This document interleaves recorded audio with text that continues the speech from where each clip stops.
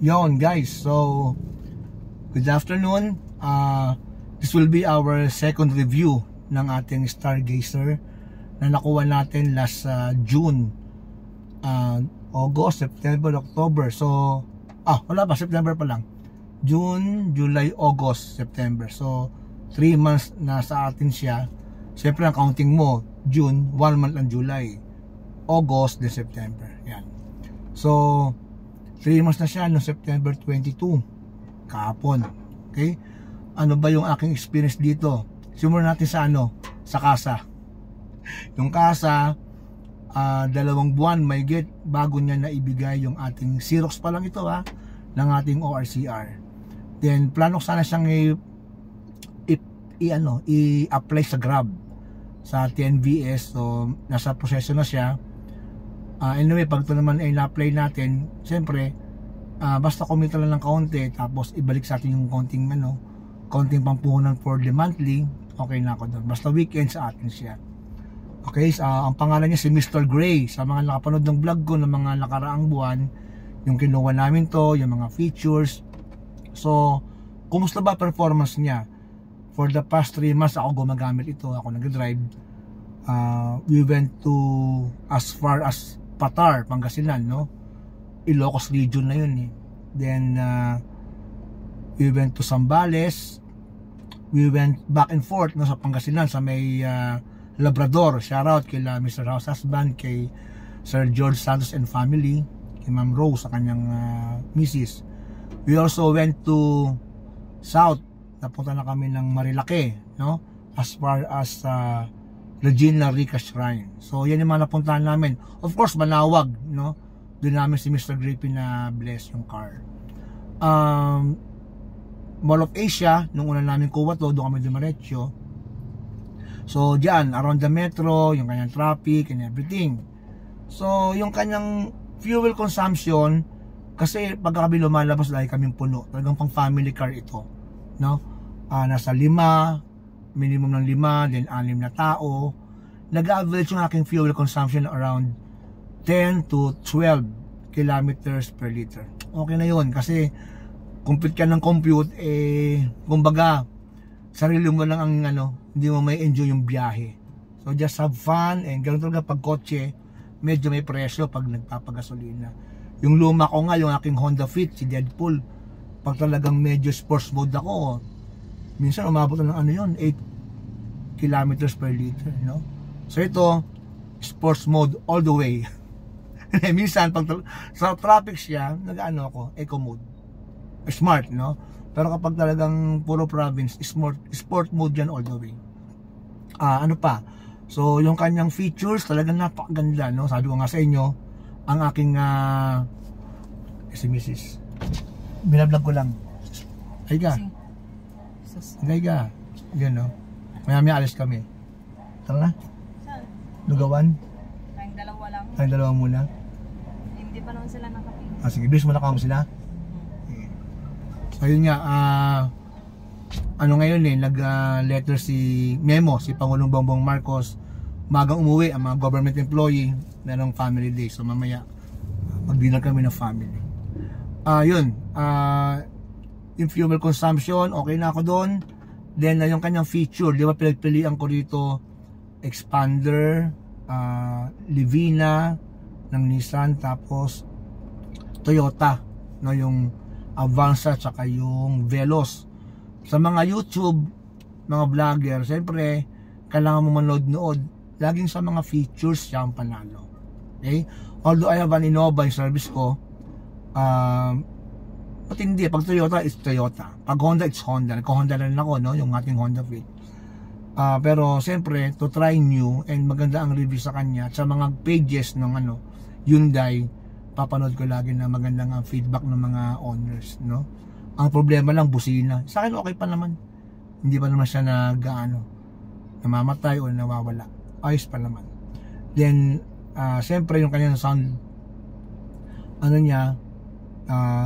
infotainment, 8 inches yan. Tapos syempre fan ako ng Wish 1075, so isa sa mga nagustuhan ko. Okay, aircon malakas, ano lang, 1 lang ang lakas na no, lakas na yung 1. Tapos meron pa siyang separate na aircon sa likuran na malakas din. Tapos ngayon nga, maluwag ang space, no? Tinignan naman, no?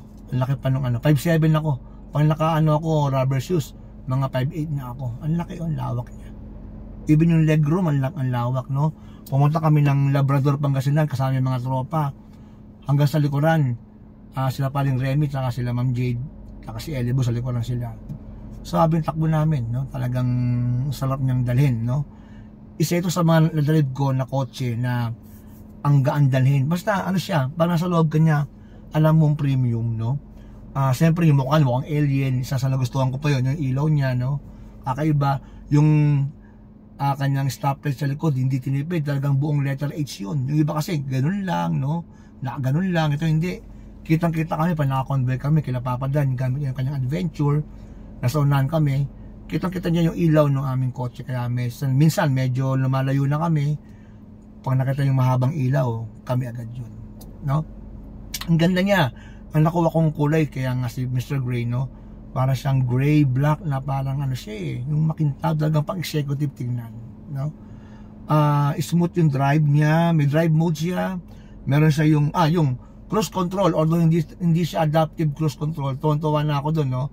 Doon kami sa SCTEX, 100 ang limit, hindi 90. Push ko lang sa aking manibela yung cruise control, matic na yun, no? Bitaw na yung pasa, acceleration na kanyang pad, apakan, okay na, no? Siguro mga at least 30 minutes, no? Basta wala lang kamoting driver na kumakat sa akin, tuloy-tuloy lang sa highway, ang ganda, no? Hatak, malakas yung hatak niya sa 1.5, no? Okay na yon kasi galing ako sa 1.3 kay Honda Fit. So minsan 5 kaming family, no, family members, pero that was 2018 hanggang 2024. Siyempre yung mga bata nagsilakihan na, no? Kasi nagsilakihan na. O di, sabi nga namin ni wife, kailangan na kumuha ng family car.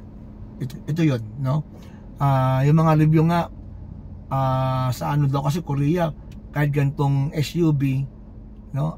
Parang ang tawag nila, van na rin, no? MPV, no? Multipurpose vehicle. What else? Yung features niya, yun. Yung mga simpleng natuwa na ako, yung kanyang side mirror pag nag-close ka, kusang tumutupi, yung mga ganun, natuwa na ako dun, no? Mga ganung features. Then ito nga, andito na yung yung control sa manibela. Andito na, no? Sa sounds, and then sa iba pa mga controls, no? Nandito na siya. Kaya sulit na sulit itong Stargazer. Although yung pala, isang comment ko pala, yung kanyang stock tire donut, hindi katulad ng Mags, pero nakabili na ako ng ng tire kay Yao Minsu, no? Sa kagrupo namin, so shoutout sa iyo. So siguro gusto niya bumili ng ibang Mags, yung 4 o yung 5 ng stock binenta niya. Isa ako sa nakabili. So ngayon yung aking extra tire, na siya? Kamukha na siya nung mga Mags ng ating Stargazer. Okay, ano naging problema ko? So far wala pa naman. Ang takbo ko na ay 3,000 mahigit. 3,077. Yan ang takbo ko. Puro long drive yan. I think ang first PMS 7,000 ata, hindi ko alam, pero din ako sa manual. Pasahin ko manual natin. Shoutout sa ating kaibigan, sa manager dyan sa may Hyundai Commonwealth, si Kuya Rene Kadag.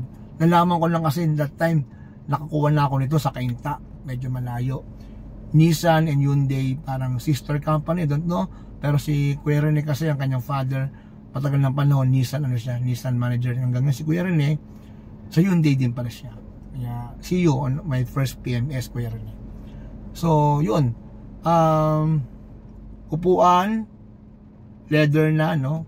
Hindi mo na kailangan magpa-leather seat. Okay na okay. Ilaw, okay naman sa akin yung ilaw. Hindi na ako nagpadagdag pa ng auxiliary lights. Okay na. Pero siyempre, may budget, yung Orion lights, no? Ibig sa ating mga motor, sa big bike ko, naglalagay talaga ako ng mga auxiliary lights para pangdagdag sa illumination paggabi. Pero ito, ang alis namin lagi, madaling araw, okay yung ilaw sa akin. Ayos na ayos. Okay? So marami pa siyang features na kailangan diskubre, pero siyempre yung mga, sabi ko nga, simple features, tuwang-tuwa na ako doon. Kaya goodbye ito, itong Hyundai Stargazer. Okay? Ang ganda-ganda, pati yung kanyang dashboard niya. Hindi siya isang pantay lang, may laro pang ganun, may curve pa. Kaya okay, stock muna. Ang mga nabili ko lamang ay yung deep dismatting, wala pa yung free, hindi pa sa binibigay ng kasa, hindi ko alam bakit. Accessories, no, binabili natin. Itong mga ganito, may branded ng Hyundai, yung rain visor, bumili tayo niyan, ilang sticker, pakabit tayo, no. Si Deadpool, itong nasa harapan ko, yun pa lang, kasi good as ano na siya, good as to go na, kahit stock pa lang siya, all stock pa lang, ayos na, no, may compartment sa likod, yung ilalim niya, no, meron pang ma-open mo pa yun. Okay, so rating ko sa kanya 1 to 10 siguro 9, no. Ano pa yung pwedeng i-improve sa kanya? Siguro yung mags, kasi Stargazer X naka 17, ito 16 lang gawin lang 17 para yung 1 inch na pagtaas sa ground malaking tulong niya sa mga baha. Pero siyempre nasa ano ako North Caloocan ako, hindi kami binabaha dito, kaya nung bagyo dito lang siya, nakapark lang siya, pero kampante ako. Okay, so goods na goods, very good Hyundai sa paggawa ng Hyundai Stargazer. Alright,